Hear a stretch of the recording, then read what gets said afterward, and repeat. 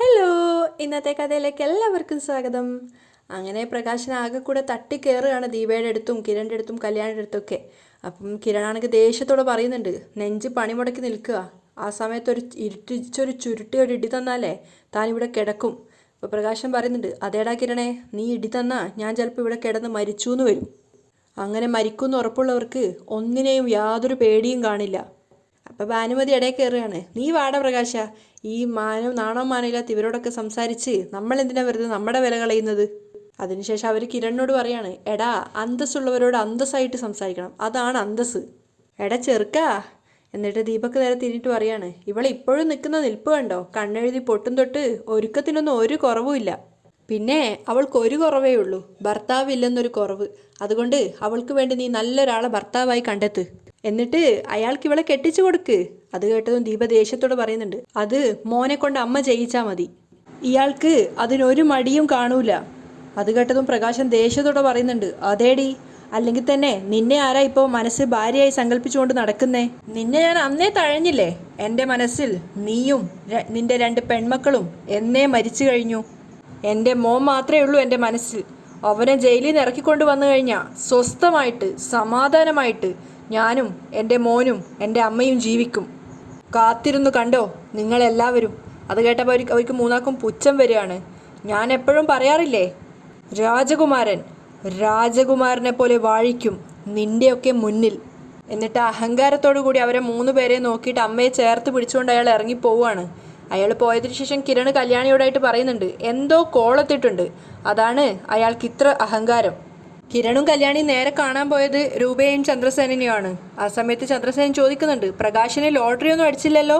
അപ്പം രൂപ പറയാ, അതിന് തക്ക ഭാഗ്യമൊന്നും അയാൾക്കില്ലല്ലോ. ഈ ലോട്ടറി അടിക്കുന്നത് ഭാഗ്യമുള്ളവർക്കാണെന്ന് ആരാ പറഞ്ഞത്? ചന്ദ്രസേനൻ രൂപയോട് ചോദിക്കുകയാണ്.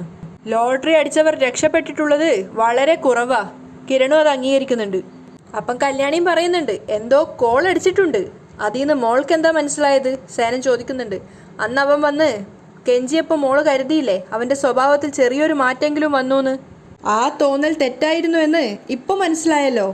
അവൻ ഐശ്വര്യം വന്നപ്പോൾ അവൻ തനി കോണം കാണിച്ചത് കണ്ടില്ലേ?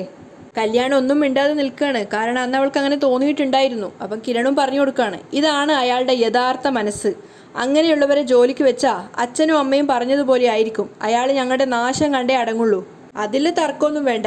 അപ്പം സേനൻ പറഞ്ഞു കൊടുക്കുന്നുണ്ട്, അവൻ അവൻ്റെ ജീവനായി കരുതിയിരുന്ന അവൻ്റെ മകനിപ്പോൾ എവിടെയാ? ജയിലില്ല. മോനെ ജയിലിൽ പോയി കാണുന്ന അച്ഛനെ അവനെ അതിലേക്ക് തള്ളിവിട്ടവരോട് തീർത്താൽ തീരാത്ത പകയുണ്ടായിരിക്കും. അങ്ങനെയുള്ളപ്പോൾ അവൻ നേരായ വഴിയിൽ ചിന്തിക്കോ? സ്വന്തം മോനെ ജയിലിൽ അയച്ച മോളെ കൊല്ലാനായിരിക്കും അവൻ തീരുമാനിക്കുന്നത്. സേനൻ പറയുന്നതൊക്കെ സത്യമാണെന്നുള്ളത് കല്യാണിക്ക് മനസ്സിലായി വരുന്നുണ്ടായിരുന്നു. അപ്പം രൂപ പറഞ്ഞു കൊടുക്കുകയാണ്, ഇനിയിപ്പോൾ മോളുടെ അച്ഛന് മരിച്ചാലും കുഴപ്പമൊന്നുമില്ല, പക്ഷെ അതിനു മുമ്പ് അവൻ്റെ മോനെ ജയിലിലാക്കിയവരെ കൊല്ലാനും അയാൾക്ക് പ്രശ്നമൊന്നുമില്ല. എനിക്കിങ്ങനെ ഒരു അച്ഛനില്ലെന്ന് മോള് പലപ്പോഴും പറയാറുണ്ട്. അത് വെറും പറച്ചിലാവരുത്. അവനെപ്പോലൊരു അച്ഛനെ ആർക്കും ആവശ്യമില്ല. അതുകൊണ്ട് അവൻ്റെ കണ്ണീര് ഇനി മോള് കണക്കിലെടുക്കരുത്. അപ്പം കിരൺ അച്ഛനോടും അമ്മയോടായിട്ട് പറയാണ്, ഇവക്കിപ്പോൾ നല്ല മാറ്റമുണ്ട്. ഇവളുടെ അമ്മ അയാളെയും അയാളുടെ അമ്മയെയും ഒക്കെ പൂർണ്ണമായും വെറുത്തു കഴിഞ്ഞു. അത് കേട്ടത് രൂപ പറയുന്നുണ്ട്, അതിൽ വലിയ അത്ഭുതമൊന്നുമില്ല. വിക്രത്തെ പോലൊരു മോൻ എനിക്കുണ്ടായിരുന്നെങ്കിൽ ഞാൻ എന്നെ അവന് വിഷം കൊടുത്ത് കൊന്നേനെ. മക്കൾ സമൂഹത്തിന് ബാധ്യതയായ അവരെ ജനിപ്പിച്ചവർ തന്നെ അത് ചെയ്യണം. സേനൻ ഓർത്ത് ചിരിക്കുകയാണ്. വിക്രമാദിത്യൻ പേരിടുമ്പോൾ പോലും കിരീടവും സിംഹാസനവും ഒക്കെ ആയിരുന്നു അവൻ്റെ മനസ്സിൽ. എന്നിട്ടിപ്പോൾ എന്തായി? രാജകൊട്ടാരത്തിന് പകരം ഇപ്പോൾ കാരാഗ്രഹത്തിൽ കിടക്കുക. കല്യാണി ഒരു അക്ഷരം പോലും ശബ്ദിക്കാതെ തല താഴ്ത്തി നിൽക്കുകയാണ്. അപ്പം സേനൻ പറയുന്നുണ്ട്, ഇന്ന് പിന്നെ മോളുടെയും മോൻ്റെയും മുന്നിൽ വന്ന് അഹങ്കരിച്ചില്ലേ പ്രകാശൻ, അവൻ വൈകാതെ തന്നെ തിരിച്ചു വരും. എല്ലാം നഷ്ടപ്പെട്ടിട്ട് അവൻ്റെ ജീവിതത്തിൽ ഇനി ഇരുട്ടല്ലാതെ വെളിച്ചമുണ്ടാവുന്ന പ്രശ്നമേ ഇല്ല. അങ്ങനെ ഉണ്ടാവണമെങ്കിൽ അവൻ ആത്മാർത്ഥമായി ഉള്ളിൽ തട്ടി മോളെ സ്നേഹിച്ചു തുടങ്ങണം. മോളോട് ചെയ്തതൊക്കെ തെറ്റാണെന്ന് ബോധ്യപ്പെട്ട് പ്രായശ്ചിത്തം ചെയ്യണം. അതിന് ഈ ജന്മം കഴിയുമെന്ന് തോന്നുന്നില്ല. അപ്പോഴും കല്യാണി ഒന്നും മിണ്ടുന്നില്ല. അപ്പം രൂപ പറഞ്ഞു കൊടുക്കുകയാണ്, മോളോടൊരു കാര്യം പറയുക, സോണിമോളുടെ ജീവിതം പാതി നിലച്ചതാ. അവിടെ നിന്ന് ആൽബിയ മോളെ ജീവിതത്തിലേക്ക് കൈപിടിച്ചുയർത്തിയത്. അങ്ങനെയുള്ള ആ ചെറുപ്പക്കാരൻ്റെ തല തല്ലി പൊളിച്ചവനാ വിക്രം. ആ വിക്രത്തെ ഇപ്പോഴും ഹൃദയത്തിൽ കൊണ്ടു നടക്കുന്ന പ്രകാശനെ മോള് സ്നേഹിക്കാൻ പാടില്ല. അങ്ങനെ സ്നേഹിച്ചാ അത് സോണിമോളോടും ആൽബിയോടും ചെയ്യുന്ന ചതിയാ. അത് കേട്ടപ്പോൾ കല്യാണി പ്രതികരിക്കുകയാണ്, ഇല്ല അമ്മേ, ഇനി ഒരിക്കലും അവരെൻ്റെ ജീവിതത്തിൽ ഉണ്ടാവില്ല. ഇനി നിങ്ങളെല്ലാവരും ഒന്നിച്ച് അവരെ സ്വീകരിക്കണമെന്ന് പറഞ്ഞാലും ഞാനും എൻ്റെ അമ്മയും അത് ചെയ്യില്ല. പിന്നെ ഒരു അറ്റാക്ക് വന്നപ്പോൾ സഹായിച്ചത് തെറ്റായിപ്പോയി. ഇനി ഒരിക്കലും അങ്ങനെ ഒരു നീക്കം എൻ്റെ ഭാഗത്തു നിന്നുണ്ടാവില്ല. കല്യാണിയുടെ ആ വാക്ക് അവർ 3 പേരും ഒരുപോലെ വിശ്വസിക്കുകയാണ്. പ്രകാശൻ്റെ കൂടെ വീട്ടിലേക്കുള്ള യാത്രയിലാണ് കാർത്തിക ഉണ്ടായിരുന്നത്. ആ സമയത്ത് അവൾ പ്രകാശനെ തന്നെ നോക്കിക്കൊണ്ട് നിൽക്കുകയാണ്. എന്നിട്ട് പുഞ്ചിരിച്ചുകൊണ്ട് പറയുന്നുണ്ട്, ഞാൻ വിചാരിച്ചതിനേക്കാളും നല്ലൊരു ഡ്രൈവറെയാണ്, അതിലേറെ നല്ലൊരു വ്യക്തിയാണ് എനിക്ക് കിട്ടിയത്. അത് കേട്ടതും പ്രകാശൻ അങ്ങോട്ട് ഉയരുകയാണ്. പ്രകാശൻ പറയുന്നുണ്ട്, മാഡം, ഞാൻ ഇന്ന് വരെ ജീവിതത്തിൽ ആരെയും തേച്ചിട്ടില്ല. ഏത് ജോലി ഏൽപ്പിച്ചാലും വളരെ ആത്മാർത്ഥതയോടുകൂടി ഞാൻ ചെയ്യും. പണ്ട് മുതലേ അങ്ങനെയാ. അപ്പം കാർത്തിക ചോദിക്കുന്നുണ്ട്, നിങ്ങളുടെ ഡീറ്റെയിൽസ് ഒന്നും എന്നോട് പറഞ്ഞിട്ടില്ലല്ലോ, ഭാര്യയെ പറ്റിയും മക്കളെ പറ്റിയൊന്നും. അപ്പം പ്രകാശൻ പറയുന്നുണ്ട്, അതൊക്കെ വലിയ കഥയാണ് മാഡം, സമയവും സന്ദർഭവും കിട്ടുമ്പോൾ ഞാൻ പറയാം. അത് കഴിഞ്ഞിട്ട് പുഞ്ചിരിയോടെ കാർത്തിക പറയാണ്, ഞാൻ കുറച്ചു ദിവസമായിട്ട് ഒരു കാര്യം പറയണമെന്ന് വിചാരിക്കുക. എൻ്റെ ചെറുപ്പത്തിലെ എൻ്റെ അച്ഛൻ മരിച്ചുപോയി. അപ്പോഴേക്കും പ്രകാശൻ്റെ മുഖത്ത് സഹതാപം വരികയാണ്. അയ്യോ. അപ്പോൾ കാർത്തിക മനസ്സിൽ വിചാരിക്കുന്നുണ്ട്, പെണ്ണുങ്ങളെ കുഞ്ഞുനാളിലെ തള്ളിക്കളയുന്നവൻ്റെ മുഖത്തെ സഹതാപം കണ്ടില്ലേ. അതിനുശേഷം പെൺകുട്ടികളെ കയ്യിൽ പിടിച്ചുകൊണ്ട് നടക്കുന്ന അച്ഛന്മാരെ കാണുമ്പോൾ എനിക്ക് വല്ലാത്ത വേദന തോന്നിയിട്ടുണ്ട്. അപ്പം പ്രകാശം ഫുൾ അഭിനയം തുടങ്ങുകയാണ്. അതൊരു വല്ലാത്ത അവസ്ഥയാണ് മാഡം. എനിക്കും ഉണ്ടായിരുന്നു 2 പെൺമക്കൾ. ഉണ്ടായിരുന്നു എന്നല്ല, ഉണ്ട് ഇപ്പോഴും. അവരെ ഞാൻ എൻ്റെ ഈ കൈ വെള്ളയിലാണ് എടുത്തുകൊണ്ട് നടന്നത്. ഒരു നല്ല കാലം അവർക്ക് വന്നപ്പോൾ അവരെന്നെ തഴഞ്ഞു. അതൊക്കെ ഒരു വലിയ കഥയാണ് സത്യത്തിൽ. എപ്പോഴെങ്കിലും ഞാൻ പറയാം. അപ്പം കാർത്തിക ഇഴക്കേറി പറയാണ്, അല്ല, ഞാൻ പറഞ്ഞു വരുന്നത് എൻ്റെ അച്ഛനെക്കുറിച്ചോ അച്ഛനെ നഷ്ടപ്പെട്ടതിനെക്കുറിച്ചോ അല്ല. നിങ്ങളെ കാണുമ്പോഴൊക്കെ എനിക്കെൻ്റെ അച്ഛനെ ഓർമ്മ വരുന്നത്. അത് കേട്ടതും പ്രകാശൻ ഒരു പുച്ഛത്തോടു കൂടിയാണ് ചിന്തിക്കുന്നത്. അവളുടെ അച്ഛനെ പോലെയോ? ഞാൻ വെറുതെ പറയുന്നതല്ല.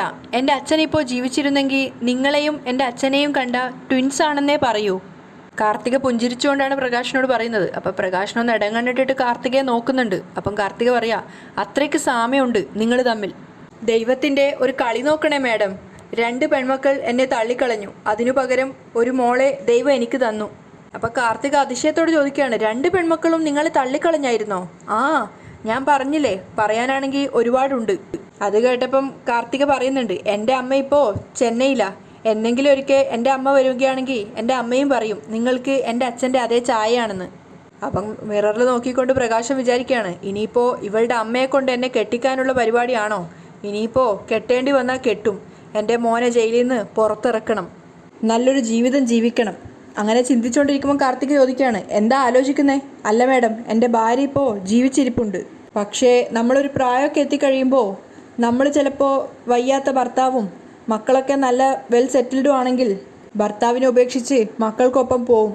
അങ്ങനെയാണല്ലോ കാലം. എൻ്റെ ഭാര്യയും അങ്ങനെ എന്നെ ഉപേക്ഷിച്ചിട്ട് പോയി. എൻ്റെ മക്കളുടെ കൂടെയാണിപ്പോൾ. എല്ലാം വിധിയാണ് മാഡം. നമ്മൾ എത്രത്തോളം ആരെ സ്നേഹിച്ചാലും നമുക്ക് തലയിലെഴുത്തുണ്ടെങ്കിലേ ഇങ്ങോട്ടേക്ക് സ്നേഹം കിട്ടത്തുള്ളൂ. വിധിയെ തോൽപ്പിക്കാൻ നമുക്ക് പറ്റത്തില്ലല്ലോ മാഡം. ഞാനങ്ങനെ അതൊന്നും ആലോചിച്ചിട്ട് വിഷമിക്കാറൊന്നും ഇല്ല കേട്ടോ. ഇതൊക്കെ എപ്പോഴും വളരെ വളരെ നല്ല രീതിയിലാണ് ഞാൻ കാണുന്നത്. എല്ലാം ശരിയാവും മാഡം. ആ, ശരിയാവണം. കാർത്തിക അത് പറഞ്ഞുകൊണ്ട് അമ്മയോട് പ്രകാശം പറഞ്ഞ വാക്കുകളാണ് ആലോചിക്കുന്നത്. നമുക്ക് ഈ കുഞ്ഞിനെ കളയാം, അല്ലെങ്കിൽ നമ്മുടെ കുലം മുടിയും. അപ്പം അമ്മ തിരിച്ചു പറയുന്നുണ്ട്, അങ്ങനെ എത്രയോ പെൺകുഞ്ഞുങ്ങൾ ജനിക്കുന്നു, എന്നിട്ട് ഏതെങ്കിലും കുലം മുടിഞ്ഞിട്ടുണ്ടോ? എടി, പെൺകുട്ടികൾ എനിക്ക് ഇഷ്ടമല്ലാഞ്ഞിട്ടല്ല, പക്ഷെ അങ്ങനെ ജനിച്ചു കഴിഞ്ഞാൽ നമുക്ക് ഈ നാട്ടിൽ ജീവിക്കാൻ പറ്റുമോ? അതുകൊണ്ട് നമുക്ക് പെൺകുട്ടികൾ വേണ്ട. അയാളുടെ ആ വാക്കുകൾ ഓർത്തുകൊണ്ട് കാർത്തിക ദേഷ്യത്തോടു കൂടി അയാളെ നോക്കുകയാണ്. അപ്പം പ്രകാശൻ ചോദിക്കുന്നുണ്ട്, മോള് അച്ഛനെക്കുറിച്ച് ഓർത്തതായിരിക്കും അല്ലേ? അതെ, കാർത്തിക തിരിച്ചു പറയാണ്. വീട്ടിലെത്തിയപ്പം താക്കോലും എടുത്ത് പോവാൻ ശ്രമിച്ച പ്രകാശനെ കാർത്തിക അകത്തേക്ക് ക്ഷണിച്ചിരുത്തുകയാണ്. എന്നിട്ട് അയാളുടെ മുഖത്തേക്ക് നോക്കിക്കൊണ്ട് കാർത്തിക പറയുന്നുണ്ട്, ഇല്ല, എനിക്ക് തെറ്റിയിട്ടില്ല. നോക്കും തോറും എൻ്റെ അച്ഛൻ മുന്നിലിരിക്കുന്ന പോലെയാണ് എനിക്ക് തോന്നുന്നത്. ചോദിക്കുന്നത് കൊണ്ട് ഒന്നും തോന്നരുത്. എന്തെങ്കിലും പ്രയാസം ഉണ്ടെങ്കിൽ തുറന്നു പറയണം. അപ്പം പ്രകാശൻ ചോദിക്കുന്നുണ്ട്, എന്താ, ഞാൻ അച്ഛാന്ന് വിളിച്ചോട്ടെ? പ്രകാശൻ ശരിക്കും ഷോക്കാവാണ്. അതിനുശേഷം അയാൾ മനസ്സിൽ വിചാരിക്കുന്നുണ്ട്, സ്വന്തം മകളെ കൊണ്ട് ഞാൻ അങ്ങനെ വിളിപ്പിച്ചിട്ടില്ല. പിന്നെയാണ് നീ. വിളിച്ചോ, ജീവിക്കണ്ടേ എനിക്ക്. പറഞ്ഞത് ഇഷ്ടപ്പെട്ടില്ലെങ്കിൽ വേണ്ട, ആഗ്രഹം കൊണ്ട് പറഞ്ഞു എന്നേ ഉള്ളൂ. കാർത്തിക ക്ഷമാപണം പോലെ പറയാണ്, എൻ്റെ അച്ഛനെ ഞാൻ അങ്ങനെ ഒരുപാട് നാളൊന്നും വിളിച്ചിട്ടില്ല. അതിനുള്ള അവസരം എനിക്ക് കിട്ടിയിട്ടില്ല. അതുകൊണ്ടാണ് ഞാൻ ചോദിച്ചത്, അച്ഛാന്ന് വിളിച്ചോട്ടെ എന്ന്. അപ്പോൾ പ്രകാശൻ കുറച്ചു നേരം ആലോചിച്ചിട്ട് ഒരു പുഞ്ചിരിയോടെ പറയാണ്, മാഡത്തിന് അങ്ങനെയാ തോന്നുന്നതെങ്കിൽ അങ്ങനെ വിളിക്കാം, അതിന് എനിക്കൊരു പ്രശ്നവും ഇല്ല. പുഞ്ചിരിച്ചോണ്ട് തന്നെയാണ് പറയുന്നത്. അപ്പം കാർത്തിക സന്തോഷത്തോടെ പറയാണ്, എൻ്റെ ഭാഗ്യം. എന്നാൽ പിന്നെ ഇനി എന്നെ മാഡെന്ന് വിളിക്കണ്ട, പേര് വിളിക്കാം, മോളേന്ന് വിളിക്കാം, പോടീന്ന് വിളിക്കാം, എടീന്ന് വിളിക്കാം, ഒരു പ്രശ്നവും ഇല്ല. അപ്പം പ്രകാശൻ വിനയത്തോട് പറയാണ്, അയ്യോ, ഞാൻ അങ്ങനെയൊന്നും വിളിക്കത്തില്ല. എനിക്ക് 2 പെൺമക്കളാണേ, മോളേന്ന് മാത്രമേ വിളിച്ചിട്ടുള്ളൂ. അവരെ ഞാൻ എൻ്റെ കൈവെള്ളയിലാണ് കൊണ്ടു നടന്നത്. മൂത്തത് 2 പെൺകുട്ടികളാ. അവർക്ക് ഞാൻ സ്നേഹം വാരിക്കോരി കൊടുത്തു. അവരും എനിക്ക് തന്നു വാരിക്കോരി. സ്നേഹമല്ല, മുഖത്ത് വലിച്ചെറിഞ്ഞ ചെളി. പ്രകാശം പറയുന്നതൊക്കെ കേട്ടിരുന്നിട്ട് കാർത്തിക മനസ്സിൽ വിചാരിക്കുകയാണ്, താൻ തിരിച്ചല്ലേടോ അത് ചെയ്തത്. അപ്പം പ്രകാശം മനസ്സിൽ വിചാരിക്കുന്നുണ്ട്, അവൾ വിശ്വസിച്ചു എന്നാ തോന്നുന്നത്. എങ്ങനെയെങ്കിലും എന്തെങ്കിലും സൂത്രം ഉപയോഗിച്ച് ഇവളെ കൊണ്ട് എൻ്റെ മോനെ പുറത്തിറക്കണം. അപ്പോൾ കാർത്തിക തിരിച്ചു ചോദിക്കുകയാണ്, എന്താ അച്ഛാ ആലോചിക്കുന്നത്? ഞാൻ ആലോചിക്കുകയായിരുന്നു മാഡം, 2ാമത്തെ ആളെയായിരുന്നു എനിക്ക് കൂടുതൽ ഇഷ്ടം. കാരണം വേറൊന്നും കൊണ്ടല്ല, അവൾക്ക് സംസാരിക്കാൻ കഴിയുമായിരുന്നില്ല. അതുകൊണ്ട് ഒരിക്കൽ പോലും ഞാൻ അവളെ താഴെ വെച്ചിട്ടില്ല. അത്രയ്ക്ക് ഇഷ്ടമായിരുന്നു എനിക്കവളെ. അറിയോ മാഡത്തിന്? അപ്പം കാർത്തിക പറയുന്നുണ്ട്, മാഡം അല്ല, ഓ സോറി, മോൾക്കറിയോ, അവളുടെ കാര്യങ്ങളൊക്കെ പറയാനുണ്ടെങ്കിൽ ഒരുപാടുണ്ട്. ഞാൻ കുട്ടിക്കാലത്തെ അവളുടെ കഴുത്തിലൊരു മണി കെട്ടി കൊടുത്തിട്ടുണ്ടായിരുന്നു. അപ്പോൾ കാർത്തിക കേൾക്കുന്നുണ്ട്, മണിയോ? എൻ്റെ വീടേ കായൽ വാരത്തായിരുന്നു, തൊട്ടടുത്ത് കായലായിരുന്നു. അപ്പോൾ ഇവളെ എഴഞ്ഞെഴഞ്ഞ് പോയി കായലിലോ മറ്റോ വീണെങ്കിലോ എന്ന് പേടിച്ചിട്ടാ. എന്തെങ്കിലും സൗണ്ട് കേട്ടാ, മണിയുടെ സൗണ്ട് കേട്ടാ ഓടി പിടിച്ച് ഞാൻ അങ്ങോട്ടേക്ക് ചെല്ലും. ഇവളുടെ അമ്മ പോലും അനങ്ങത്തില്ല. ഞാൻ അല്ലെങ്കിൽ എൻ്റെ അമ്മ, ഞങ്ങൾ 2 പേരും അത്രയ്ക്ക് സ്നേഹിച്ച് അവളെ വളർത്തിയത്. അത് കേട്ടപ്പോൾ കാർത്തിക ചോദിക്കുന്നുണ്ട്, എന്താ മോളുടെ പേര്? കല്യാണി. പുച്ഛത്തോടെയാണ് പ്രകാശം പറയുന്നത്. പിന്നെ അവൾക്ക് മൂത്തത് കാദംബരി. അതിന് താഴെയല്ലേ ഒരു മോനുള്ളത്? അതെ, കല്യാണി കാദംബരി. അപ്പോൾ മകൻ്റെ പേര് കാർത്തികേയൻ എന്നാണോ? അല്ല, പ്രകാശം സന്തോഷത്തോടു കൂടി പറയാണ്, അവന് രാജയോഗം. അങ്ങനെയുള്ളത് കൊണ്ട് അവന് ഞാനിട്ട പേരെന്താണെന്നറിയോ? വിക്രമാദിത്യൻ. അത് കേട്ടതും കാർത്തികയുടെ ഉള്ളിങ്ങട്ട നേറുകയാണ്. അപ്പം പ്രകാശം സന്തോഷത്തോടെ പറയുന്നുണ്ട്, എല്ലാവർക്കും ഭയങ്കര ഇഷ്ടമാണ്. അച്ഛനെന്ന് വെച്ചാൽ അവന് ജീവനാ. അവനെ ഞങ്ങൾ വിക്രം എന്നാണ് വിളിക്കുന്നത്. അവനെക്കുറിച്ചാണെങ്കിൽ ഒരുപാട് പറയാനുണ്ട്, പക്ഷേ ഇപ്പോൾ പറയുന്നില്ല.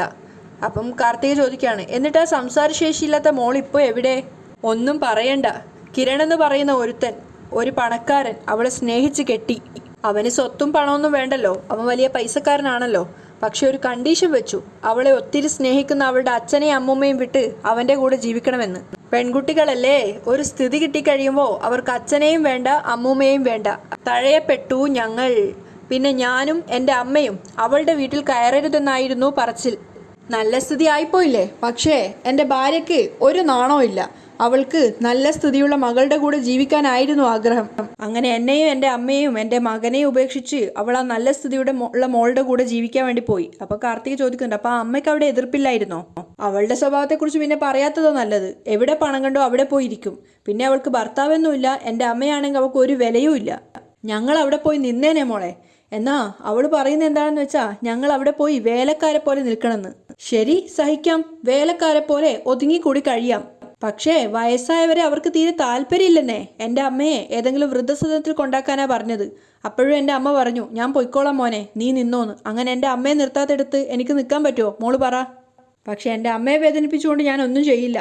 എന്നിട്ടും ഈ കല്യാണി എന്ന് പറയുന്നവൾ എന്നോട് ചോദിക്കുക, കിരണേട്ടൻ്റെ അമ്മായി അമ്മ ഇവിടെ നിൽക്കുകയാണ്, അതിൻ്റെ കൂടെ കിരണേട്ടൻ്റെ അമ്മായി അച്ഛനും അമ്മായി അച്ഛൻ്റെ അമ്മയും കൂടെ അവിടെ പോയി നിന്ന് നാട്ടുകാരെ കൊണ്ട് ചുമ്മാ പറയിപ്പിക്കണോന്ന്. അങ്ങനെ ഒരു മോള് ചോദിച്ചു കഴിഞ്ഞാൽ പിന്നെ ഏതെങ്കിലും ഒരു അച്ഛനമ്മമാർ അങ്ങനെ നിൽക്കുമോ? അപ്പോൾ കാർത്തിക ചോദിക്കുന്നുണ്ട്, മുഖത്ത് നോക്കി അങ്ങനെ ചോദിച്ചു എന്നല്ലേ പറഞ്ഞത്? അപ്പോൾ സംസാരശേഷിയില്ലാത്ത പെൺകുട്ടിയല്ലേ കല്യാണി? ഓ, അതല്ലേ വേറൊരു കഥ. ഈ സംസാരശേഷിയില്ലാത്ത കല്യാണി എന്ന് പറഞ്ഞ എൻ്റെ മകൾക്ക് സംസാരശേഷി കിട്ടാൻ വേണ്ടി ഞാൻ എൻ്റെ വസ്തുവകകളൊക്കെ വിറ്റു, അറിയോ? എന്നിട്ട് ശബ്ദം കിട്ടിയതിന് ശേഷം അവൾക്ക് എന്നെ വേണ്ട. അപ്പോഴാ മോള് വല്ലാത്തൊരു സ്വഭാവക്കാരിയാണല്ലോ? കാർത്തിക ചോദിക്കുന്നുണ്ട്.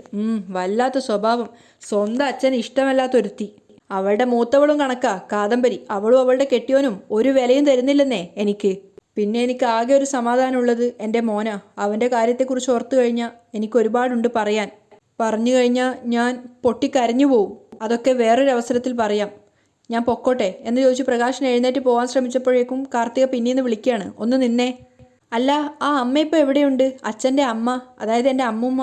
അപ്പോൾ പ്രകാശ സംശയത്തോടെ ഇങ്ങനെ അവരെ നോക്കുകയാണ് കാർത്തികയെ. എന്നിട്ട് പറയുന്നുണ്ട്, അതെൻ്റെ അമ്മ ഒരു വീട്ടു ജോലിക്ക് നിൽക്കുന്നുണ്ടായിരുന്നു, അവിടെ നിന്ന് വിളിച്ചിറക്കി കൊണ്ടുവന്ന് ഞാനിപ്പോൾ എൻ്റെ കൂടെ നിർത്തുകയാണ്. അപ്പം കാർത്തിക ചിരിച്ചുകൊണ്ട് പറയാണ്, ഇനി എങ്ങോട്ടും വിടണ്ട, ആ അമ്മൂമ്മയെ ഇങ്ങോട്ട് കൊണ്ടുപോര്. ആ അമ്മൂമ്മയെ എൻ്റെ അമ്മൂമ്മയായി കണ്ട് ഇവിടെ താമസിപ്പിക്കാം. പ്രകാശ് ശരിക്കും സന്തോഷം കൊണ്ട് ഞെട്ടിപ്പോവാണ്. അയ്യോ, അതൊക്കെ ബുദ്ധിമുട്ടാവില്ലേ? എന്ത് ബുദ്ധിമുട്ട്? ആ അമ്മൂമ്മ ഇവിടെ വന്ന് താമസിക്കട്ടെ. അമ്മൂമ്മയുടെ കാര്യങ്ങളൊക്കെ നോക്കാൻ ഇവിടെ ഓമന ചേച്ചി ഉണ്ടല്ലോ. അതുപോലെ അച്ഛനും അമ്മൂമ്മയ്ക്കൊപ്പം ഇവിടെ താമസിക്കാം. എനിക്കതൊരു അധികപ്പറ്റായിട്ട് തോന്നുന്നില്ല. പ്രകാശന് സന്തോഷം അടക്കി നിർത്താൻ സാധിക്കുന്നില്ല. അയ്യോ അതൊന്നും വേണ്ട എന്നൊക്കെ പറയുന്നുണ്ടെങ്കിലും മനസ്സിൽ ആഗ്രഹമുണ്ട്. അപ്പം കാർത്തിക വീണ്ടും വീണ്ടും നിർബന്ധിക്കുകയാണ്, ഒന്നും പറയണ്ട, ഇവിടെ നിന്നേ പറ്റൂ. അപ്പം പ്രകാശ് അവസാനം പറയണ്ട, ഞാനൊന്ന് അമ്മയോട് ചോദിച്ചിട്ട് ഒന്നും പറയണ്ട, ആലോചിക്കുകയൊക്കെ ചെയ്തോ, പക്ഷെ ഇവിടെ തന്നെ വരണം, അല്ലെങ്കിൽ എനിക്കതൊരു വിഷമാവും. മനസ്സ് നിറഞ്ഞ സന്തോഷത്തോടു കൂടി കാർത്തികയോട് യാത്ര പറഞ്ഞിട്ട് അഹങ്കാരത്തോടു കൂടി പ്രകാശൻ അവിടെ നിന്ന് ഇറങ്ങുകയാണ്. പ്രകാശൻ അവിടെ നിന്ന് പോകുന്ന സമയത്ത് കാർത്തിക ചിന്തിക്കുന്നുണ്ട്, ഇയാളുടെ പ്രതീക്ഷകളും സ്വപ്നങ്ങളും ഒക്കെ ആകാശമുട്ട വളരട്ടെ. എന്നിട്ട് കാലിൽ പിടിച്ച് നിലത്തൊരടിയുണ്ട്, നാണമില്ലാത്തവൻ. കാർത്തിക അങ്ങനെ ചിന്തിക്കുന്നിടത്തായിട്ടാണ് ഇന്നത്തെ എപ്പിസോഡ് വൈൻഡപ്പ് ചെയ്യുന്നത്.